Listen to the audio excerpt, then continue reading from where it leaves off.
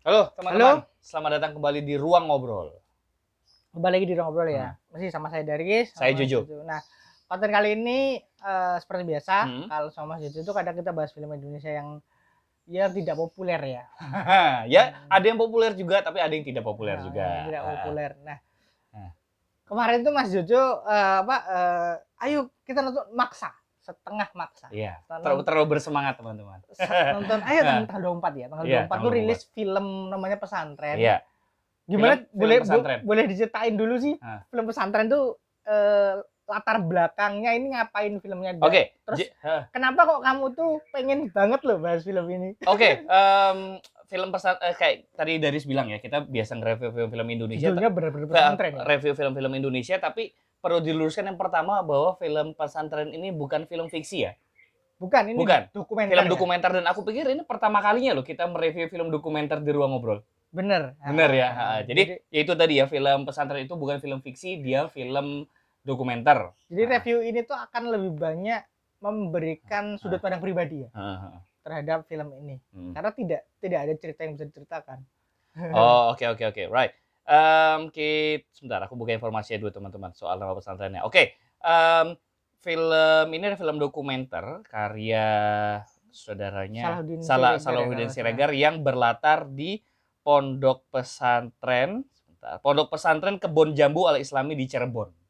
Gitu.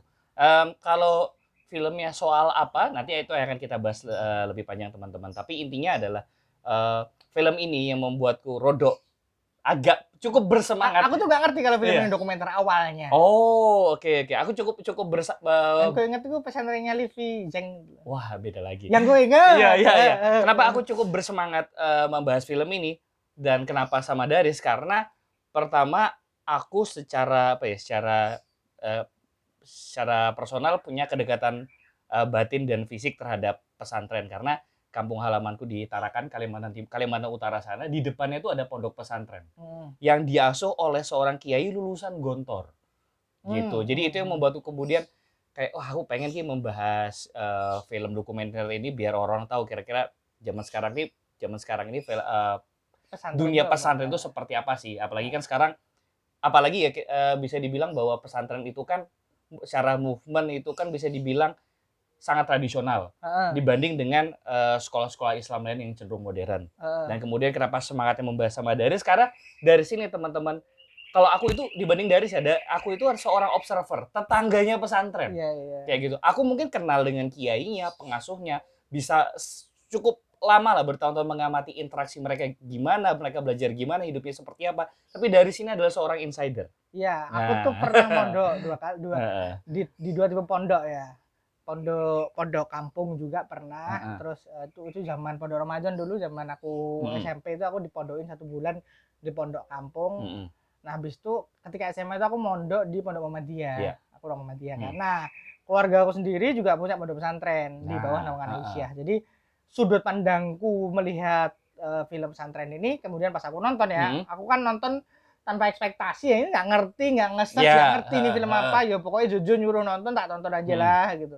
Filmnya bisa ditonton di bioskop online by the way, harganya cuma 15.000. Kita udah bisa nonton selama 2 hari. Itu sewa 2 hari. Nah, makanya aku ketika nonton tuh nggak ngerti ini apaan sih, kirain setengahnya tuh mosok film Livi Zeng kae. Iya. Ternyata bukan. Ternyata bukan. Kupikir adalah dilematika pondok seperti apa, tapi begitu nonton adegan pertama itu oh ini dokumenter tuh. Oke, menarik. Ya, seperti biasa film dokumenter itu kan akan cukup membosankan ya. Iya, kalau buat orang yang suka dengan tempo pacingnya film fiksi, nonton film dokumenter membosankan. Dan film dokumenter, lepas dari film dokumenter yang membosankan apa enggak, ya tidak semua orang cocok nonton film dokumenter sih. Benar. Nah, tujuan nonton film ini itu memang pertama adalah nanti akan kita jawab kenapa sih film ini kok worth to watch. Padahal ini film dokumenter. Tujuan menonton film dokumenter itu adalah cari ilmu. Betul, menambah informasi. Menambah sudut pandang baru. Melebarkan wawasan. Kayak gitu. Nah, kalau ngomong-ngomong soal itu ya, nambah informasi, melebarkan wawasan, sebenarnya apa sih yang bisa kita dapat dari film ini? Kalau aku pribadi, aku sangat suka film ini karena kan zaman sekarang yo istilahnya ya perkembangan istilahnya gerakan dakwah Islam di Indonesia kan ya lagi naik-naiknya kan. Cuma kan ya mungkin seperti yang teman-teman bisa lihat pergerakan itu kan getolnya di yang kita bisa lihat di TV, di medsos itu kan kalangan menengah ke atas. Ya, ustadz yang memang muncul adalah ustadz yang dalam tanda kutip bukan kiai kampung, tidak seperti pada zamannya itu ada Pak Zainuddin ya. Iya. Tidak di generasi kita ya. Kita dulu punya tokoh kayak Kiai Haji Zainuddin MZ kayak gitu. Terus sekarang sebenarnya Abdul Somad itu kan juga Ustadz Abdul Somad itu kan juga sebenarnya agak menengah ke bawah, tapi range-nya dia emang lebih menengah ke atas. Iya. Belum Habib Ja'far. Kami udah pernah bahas itu sama saya sama Mbak Tika salah satu bukunya Habib Ja'far. Memang karena generasinya itu sekarang, generasi mudanya, generasi mungkin milenial sama Gen Z itu mainnya di sosmed dan arahnya juga menengah ke bawah, jadi konsentrasi ustadz-ustadznya adalah ke arah sana. Iya, betul. Salah atau enggak? Ya sebenarnya enggak juga, karena kan yang terlihat begitu. Iya. Cuman memang yang masih enggak ada itu kan regenerasi. Iya. Aduh, malah bahas ini. Iya, sebelum intinya adalah yang missing kan kemudian adalah regenerasi posisi-posisi pendakwah atau kiai-kiai di kampung kan. Karena semua orang akhirnya ke kota semuanya menjadi modern. Bener. Apakah kemudian menjadi tradisional atau salah satu menjadi tradisional atau modern itu salah? Ya enggak juga, itu enggak juga. Bukan hak kita bukan. Cuma yang mau kami soroti dari film ini adalah film ini mau menunjukkan bahwa di level yang paling akar rumput pun, yang paling tradisional ternyata gerakan ini, movement ini tuh masih bergerak gitu, masih punya api, walaupun memang under the radar aja. Aku yang paling menonjol ketika nonton film ini adalah ketika aku nonton di kebetulan aku agak skip menit pertama ya, karena kan aku tonton sambil baca ya, karena habis itu baru aku ngerti oh ini apa maksudnya. Film ini adalah jawaban terhadap stigma pondok pesantren.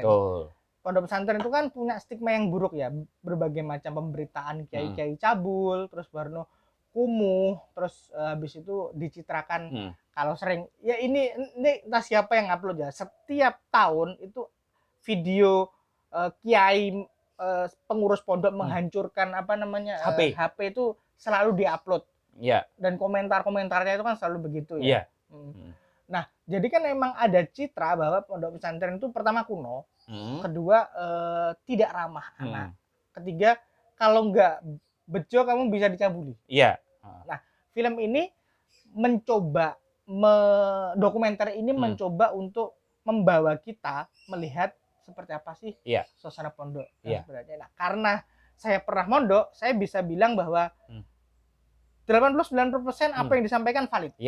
Aku sebagai seorang observer melihat film ini masih bisa relate, karena walaupun film ini mencoba mendobrak stigma itu, tapi tetap ada elemen-elemen dasar pondok yang memang masih ada dan masih relate buat orang yang ngerti pondok, kayak ya hidupnya serba komunal gitu, di asrama tidurnya bareng, nyuci bareng, terus mereka sambil berwirausaha jaga koperasi, jaga kantin, bersih-bersih semua. Itu masih ada lah. Ya, dan apa yang disampaikan bahwa kemudian orang-orang sekitar itu kemudian membantu pondok, dalam artian buat santri harganya segini aja. Itu memang adalah fakta.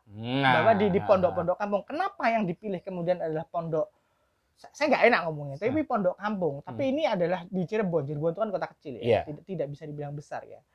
Kenapa yang dipilih adalah itu? Biar representatif. Karena yang diserang kebanyakan yang pondok-pondok kampung. Sedangkan ada perbedaan pondok kampung dan pondok yang lebih terstruktur. Ada perbedaan. Nah, saya jelaskan dulu perbedaannya. Biasanya pondok kampung itu punya kiai. Punya kiai atau bunyai yang mengepalai pondok tersebut.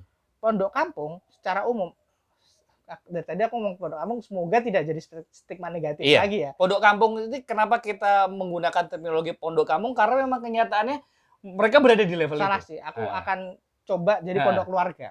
Kita mulai saat ini kita akan pakai pondok keluarga. Pondok keluarga itu fokusnya adalah ideologi dari yang punya. Karena kemudian kalau salah akan jadi kultus.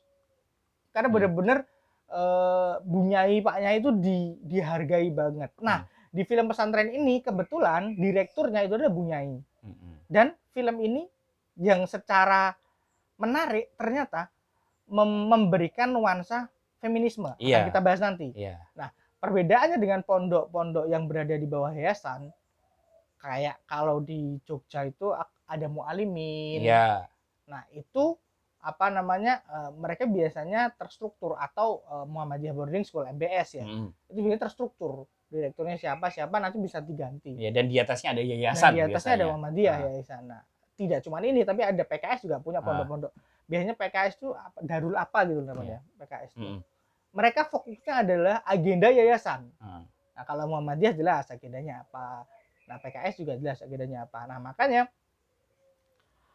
biasanya outputnya lebih jadi akademisi, bukan jadi kiai. Nah, sedangkan pondok-pondok keluarga ini outputnya biasanya memang jadi santri. Keluar dari sana kamu tetap santri.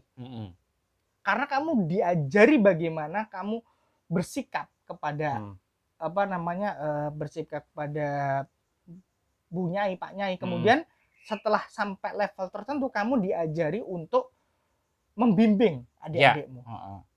Sebelum nantinya kemudian membimbing masyarakat. Iya, itu nantinya. Praktek seperti itu ada di banyak pondok-pondok kampung. Contohnya Gontor, contoh paling sederhana. Gontor karena pesantren yang cukup terkenal ya di Indonesia. Gontor itu contoh paling sederhana.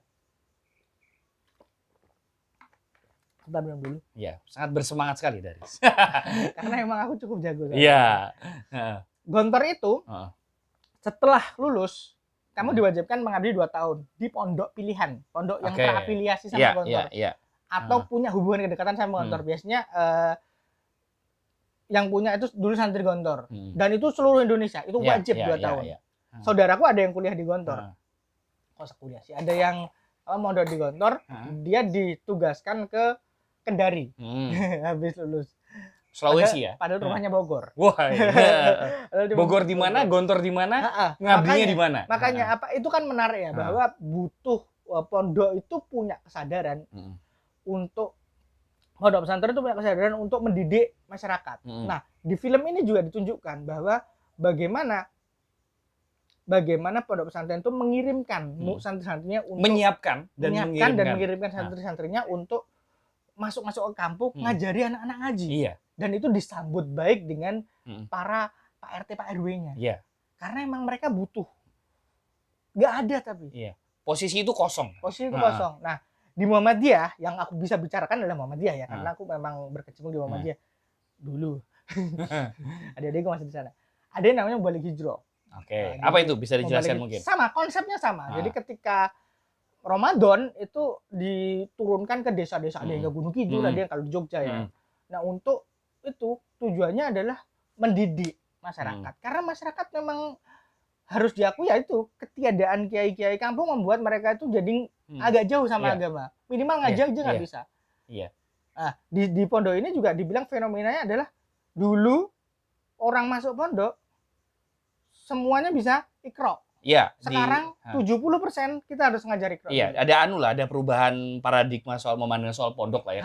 Kalau dulu tuh orang Daris juga mengalami, tadi sebelum ini kita udah cerita bahwa ketika masuk pondok santri-santrinya itu udah ada level-level basic yang udah dikuasai, kayak udah bisa ngaji, udah bisa baca Quran, sholat udah beres, tinggal diasah di level-level yang lebih advance. Kalau sekarang ini dia lebih basic ya akhirnya. Iya, dan ini adalah fenomena yang tidak hanya terjadi di pondok, tapi terjadi di dunia pendidikan. Bahwa pendidikan anak diserahkan sepenuhnya kepada orang ketiga. Karena bapak ibunya sibuk cari duit.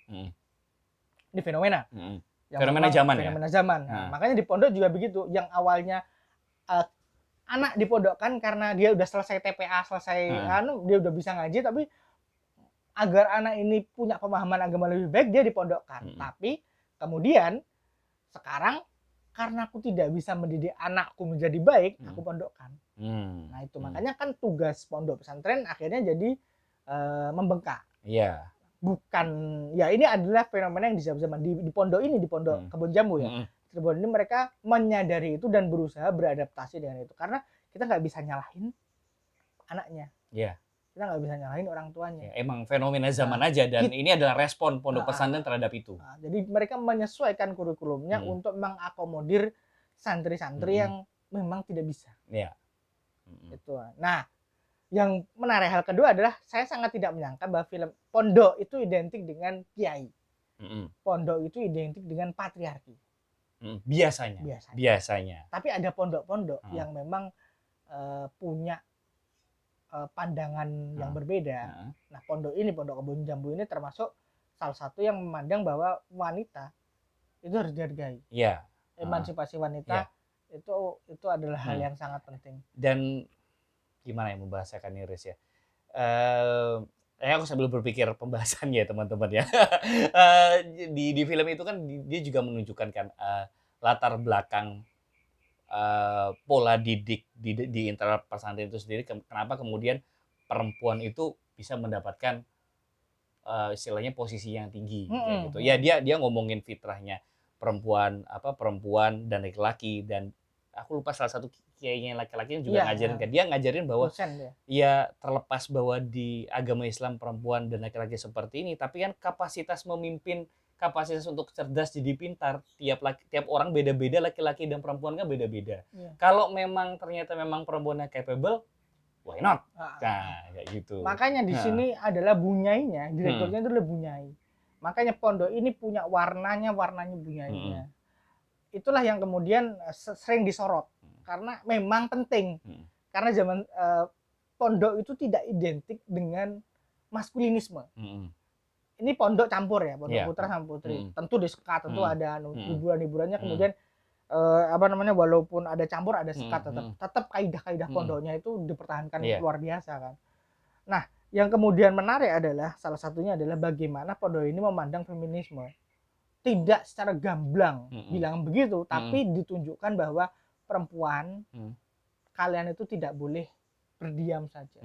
Harus bergerak. Sebagaimana di sini tuh ada satu bibah itu guru kesenian, kesenian yang kemudian diterima di Undip ya, itu kan menarik sekali. Kamu tuh punya loh potensi. Nah, kalau nggak kamu kembangin, masa kamu di sini-sini saja. Betul. Itu kan yang menarik itu. Dan itu Bunyain itu dengan sangat welasnya untuk Nah, ini yang mungkin ketika nanti teman-teman yang cukup konservatif nonton bisa terpantik karena nggak gini loh. Iya. Nah, yang harus kita pahami adalah pondok keluarga itu coraknya ya corak keluarganya. Corak siapa yang berada di tampuk kepemimpinan itu ya berarti ya? Ya enggak, biasanya memang generasional. Memang ada nilai-nilai yang diturunkan sebagaimana Gontor tuh nilainya dari dulu sampai sekarang sama. Sama, oke. Udah berapa puluh tahun itu. Makanya itu pondok itu tidak bisa digeneralisir. Pondok pesantren punya warnanya masing-masing, punya nafasnya masing-masing. Oke. Jadi di film ini dia mau menunjukkan bahwa ada loh pesantren yang seperti ini. Tidak kemudian bilang bahwa semua pesantren akan sama persis ya defaultnya seperti ini, tapi di luar dari pemberitaan-pemberitaan tidak bagus yang orang-orang konsumsi, ternyata ada nih satu pesantren yang coraknya seperti ini. Iya, dan itu nggak cuma satu, itu banyak pesantren kayak gitu yang memang ya ngapain diekspos?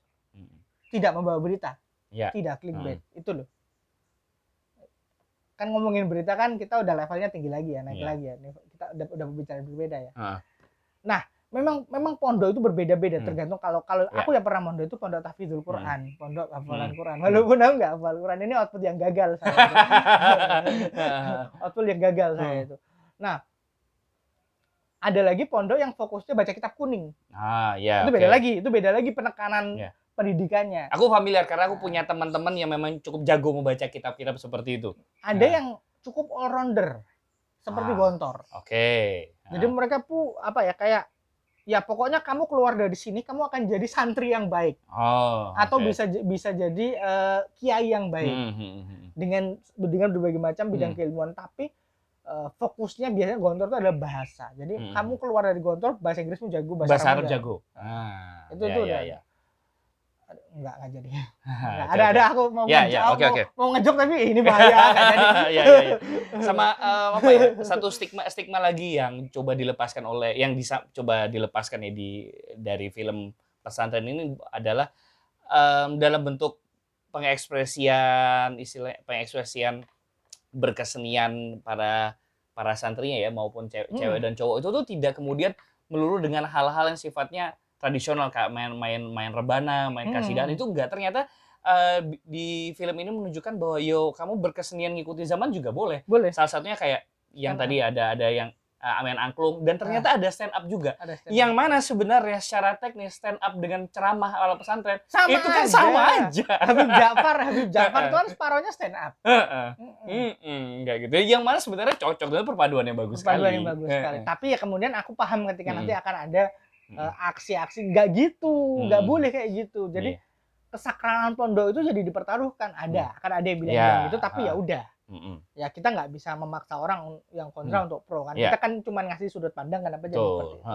Karena ya itu pondok itu adalah jawaban zaman. Jadi ketika zamannya dulu bagaimana Pak siapa itu pendiri NU Hasyim Asy'ari ya. Tidak hafal. Pak Hasyim itu kan kemudian mendirikan mendirikan pondok untuk jawaban di sana itu ada banyak pada saat itu ada banyak apa istilahnya gali itu apa ya, preman makanya pondoknya juga dilengkapi dengan bela diri. Oke. Nah Pak Dahlan tidak mendirikan pondok, Pak Dahlan mendirikan sekolah. Iya, karena memang latar belakangnya beliau ya seperti itu. Iya, jawaban yang beliau temukan di lingkungannya ya begitu. Iya. Aku harus dirikan sekolah. Nah itulah maksudnya pondok itu kan adalah biasanya terbentuk karena lingkungannya seperti apa, itu jawaban lingkungan. Oke, menarik teman-teman. Yang akan seperti Gontor tuh susah karena Gontor tuh kan kemudian berkembang luar biasa ya. Nah Muhammadiyah pada saat ini mencoba untuk membuat Gontor dengan skala yang seperti Mualimin. Jadi standarisasi pondok pesantren Muhammadiyah mencoba itu, tapi tidak kemudian menolak pondok pesantren dengan sifat keluarga begitu. Ya intinya mereka mencoba merespon zaman dengan cara mereka dan itu tidak salah. Nah suasana pondoknya di sini aku juga pernah merasakan sih. Iya, cukup cukup kalau bukan tradisi hangat dan klasik lah, selayaknya pesantren lah. Dia nggak yang modern banget kayak asrama semua orang punya tempat tidur yang kamarnya dipisah-pisah tuh, yang nggak, masih selayaknya secara fisik ya masih klasik pesantren, tapi secara spirit dia udah mengikuti zaman. Itu yang menarik banget sih. Gitu. Jadi apa yang kalian dapat ketika nontonnya adalah ya apa yang kami sampaikan tadi. Ini kami cuma nambahin insight bahwa pondok itu seperti apa. Jadi sebenarnya film ini tuh bukan review kita soal pesantren ini, bukan review filmnya ya, tapi lebih ke bagaimana menambahkan sudut pandang bahwa pondok pesantren itu seperti apa. Dari sudut pandang kami yang sampai batas tertentu punya kedekatan ya.